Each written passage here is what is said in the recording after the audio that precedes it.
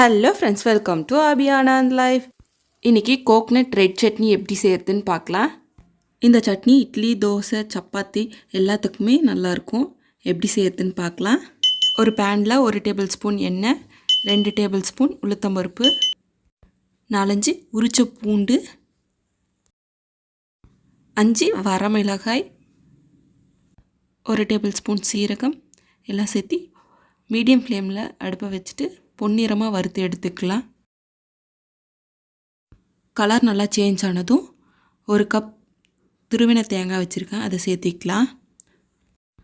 ரொம்பவே குறைவான சின்ன சைஸ் புளி எடுத்திருக்கேன், அதை சேர்த்திக்கலாம். ஒரு 2 நிமிஷம் வறுத்துட்டு கேஸ் ஆஃப் பண்ணிடலாம்.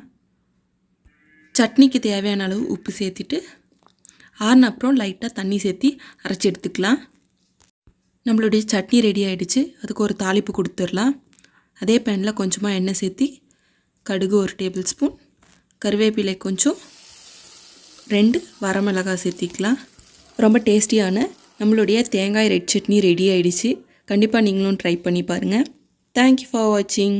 பாய் பாய்.